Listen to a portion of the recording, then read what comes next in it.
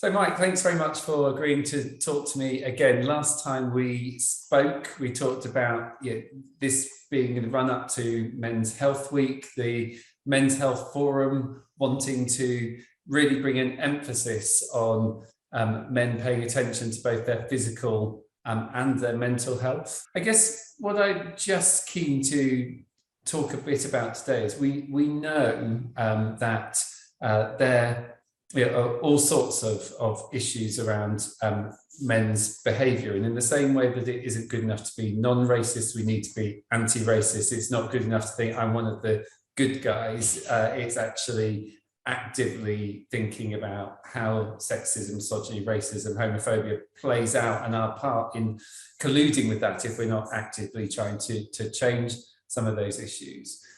We know also that 1 in 8 men experience a common mental health problem. We know that 3/4 of all suicide in the UK are men, and that suicide rates amongst 40 to 49-year-old men, are extraordinarily high. So clearly, the models of masculinity, traditional models of masculinity, are not helpful for men either. And so really keen to just explore that a little bit about our models of masculinity and how they may impact on men's mental health and on men's health and help-seeking behaviours. So, yeah, I mean, I would start off by saying, certainly without requiring or wanting any kind of sympathy, like it's a very interesting time to be. It has been a very interesting time to be a man, a bloke in this year, ever since from Me Too right through to things around like toxic masculinity. These kind of ideas are being thrown at men, particularly younger men who are kind of all of a sudden like, how do I act? Like, what do I need to act? Who are my role models? Like, who should I be? Who should I be like? And I think it's kind of very interesting conversations, and it is, I guess, it obviously is very concerning for people. To work out who they are. And I think obviously, I'm fortunate enough to work for a title like GQ, where we are all about making sure that we're there for all men. I think gone are the days where GQ is kind of this exclusive men's club that looks after, that just talks about fancy cars and whatnot. Like we're very much keen to be as relevant, relatable and accessible to all men, and making sure that from all walks of life. And I think, publications like ourselves have a duty of care to make sure that we're there to try and steer men the right way, and make sure that they kind of can digest and understand what it means to be a man, how you should be, how you should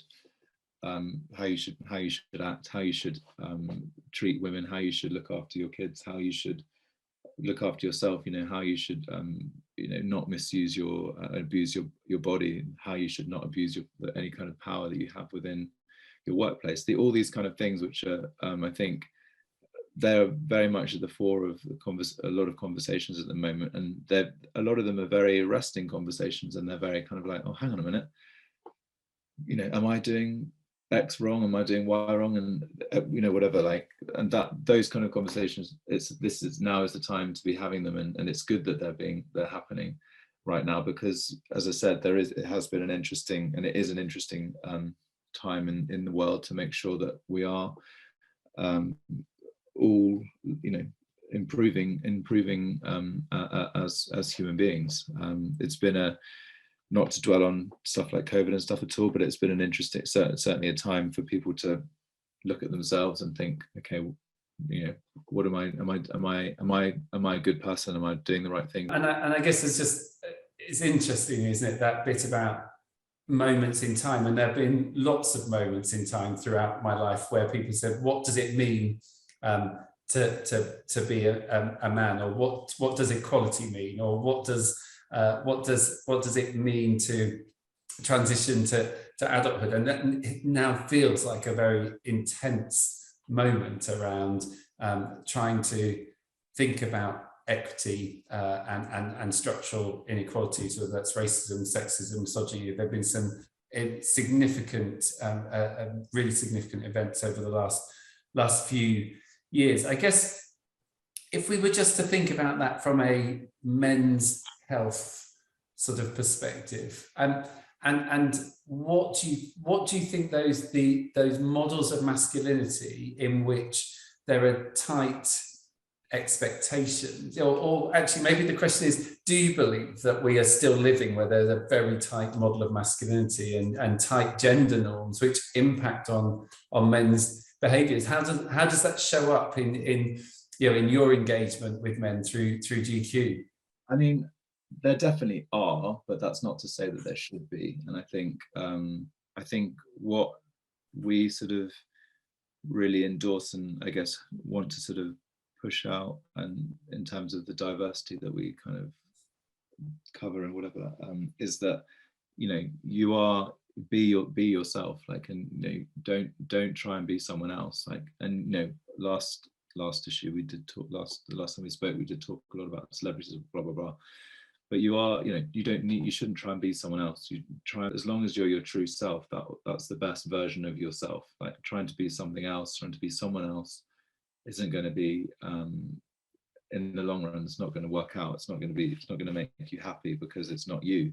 It is still a confusing and tough time, and obviously that's where people can, when they're not 100% sure of themselves, that's where problems can happen, or issues can happen with people. So yeah, it's a funny one, but I think, you know, it is about, I think the other thing which is important is, you know, is knowledge and learning and understanding yourself, but also understanding the people around you. And you that is a sort of really is a superpower, I think, in terms of being able to tap in and take the time to actually truly understand, you know, who you are and who other people are and who your friends are, and learn from them, as opposed to necessarily kind of think that you know it all, or you know what's what, or, you know, even if it's, whether it's your parents or whoever you look up to,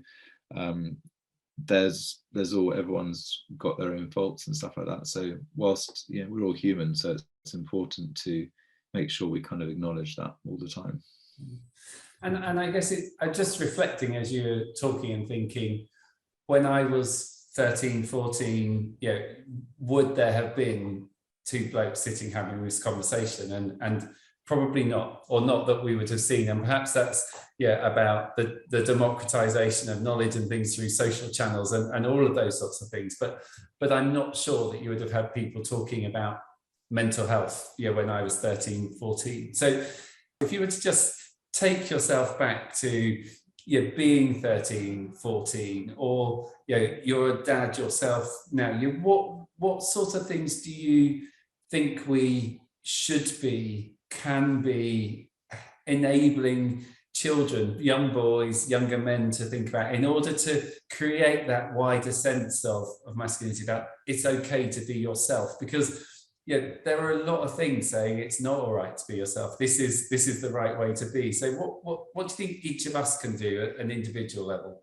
Well, I think this, I don't know whether you'll be surprised by this, but I think one thing is like this idea of exercising kindness and being kind to people, being kind to one another. It's such a simple thing, like, but it's so important. Like, you know, if you don't treat someone nicely, then how can you expect to be treated nicely back? And I think that's a really very, very simple thing, but which I think a lot of us kind of forget. I think, as I said, as long as you're actually being, you know, first and foremost, being a decent human being, being nice to one another, and obviously from a parent point of view, you know, that is something which I'm sort of, I guess, try to nurture within my children, to just be nice to one another. Like, it sounds very simple, but I think those kind of things actually do go a long way, especially when we are younger, when I was younger, just having that sort of front of mind to think, how can I make someone smile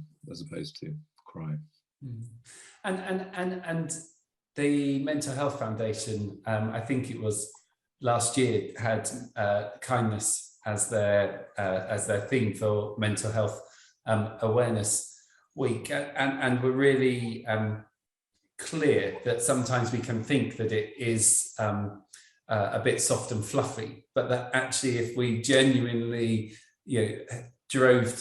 cut through the way that we live, the way that we do things, the way we develop public policy, the way we develop legislation with that sort of kindness and equity lens, that it could make a real difference. I guess if I just push you a bit more about how moving that through from a gendered perspective, you think about boys and young men and how you might, because I guess part of that is about not talking about emotions and feelings, and by extension, perhaps not extending that kindness, but just to think about it about.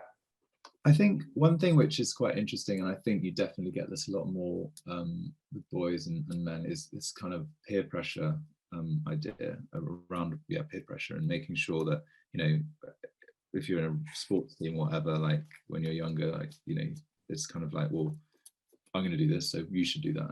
And the ability to say no, and the ability to stand up for something if you don't feel comfortable with it. I think that's quite important within a male-dominated community, or with as in whether it's schooling or whether it's in the workplace. I think people do have any people within responsibilities, and whether this is within the workplace or whether as a parent, they have the responsibility to make sure that they're not calling out people or making fun of people just because they're different, in a workplace culture especially. So if you're a manager and you've got some, whether it's graduates or something, you need to make sure that you are very open-minded, and making sure that you're not just inflicting what you think is the right thing to do, or the right way of mode of practice on those people, because that can have detrimental effects. And that we're talking around that, but that can lead obviously to other things we've been talking about within mental health issues, or dare I say it, within suicide rates as well, which I think we might talk about. But so it's very it's a very crucial part. I guess if I was to say one thing which I do think is absolutely vital in all of this, is about how do we ensure that children, boys and girls, from a very early age know that asking for help is a very normal, usual part of everyday life. But none of us are independent, none of us don't hurt, nothing is too big or small to talk about. And if everybody done that, and we reward children when they ask for help, rather than discourage them through words and actions, then that feels to me as though it could be a major milestone in really shifting. So that's where respect comes into as well. Obviously we talked about kindness, but respect for one another was also incredibly important, in terms of respecting who other people are and what they are. I think another thing which is quite important is also to understand when you make mistakes, that you can own up to them. When you fail on something, that it's fine to, from an early age. I think so often you get het up and worried about something that you've done, or something that you end up not owning up to it, or you don't take responsibility or accountability for certain things. So that's another thing which I think from a young age, if you can kind of just accept and work out ways in which you can accept that, then you're gonna be all the better for it, because again, it's just the common theme throughout this talk is just being open, and you can open yourself up to that, and you can accept the consequences. So So I think that's probably a good place for us to finish. We can be accountable. We can also be open that ultimately that seeking help is something, or receiving help is something which everybody is going to need at some times, and that we embracing the diversity across is important bit. So from a Men's Health Week perspective, I think there is the very obvious final thing to say, which is check in with yourself, check in with others, check your body, check your mind. Your body and mind, as Ruby Wax says, is a onesie, and that all this is a week to think about issues all year round, which is where you started in our last conversation. GQ really wants to ensure these questions are all year round, and to conclude, I guess, with a note of optimism that yes, it might be too slow. Yes, there might be lots of things that we've got to do, but we are gradually making some progress to ensure that men do ask for help, and men do talk about mental health and talk about their well-being. So, Mike, thank you. I was just going to say one more thing, if I can. I think it's very important to also make sure that people that haven't been able to speak or don't feel comfortable yet to be able to speak, or where these kind of conversations and topics are not front of mind with them, that's why weeks like these are so important and so crucial, because we've got to start somewhere. People have got to start somewhere, and obviously, as you say, like baby steps are being made, but some people are way more ahead of other people, but that's not to say they're any better or they're dealing with it any better. I think that's also very important to understand, like, that there are going to be people men in life who are going to be more open to being able to talk. There are going to be men out there who won't feel comfortable, and it's a gradual process, and understanding and a trust, making sure that they feel comfortable and who that person is that they can speak to. And I guess just the final bit, that even if it doesn't feel easy to talk, that often we can feel more alone in our head, and the moment that we start the conversation, it feels easier. So if you're a man and you haven't spoken, then do please speak if you need to. And Mike, thank you very much for joining us, and ensuring that if people know that brands like GQ that wouldn't have been having this conversation 15, 20 years ago, perhaps in this way anyway, are doing it, that we can all do it. So thank you very much. Pleasure. Thank you very much for having me, and I love what you guys are doing. Thank you. Thanks.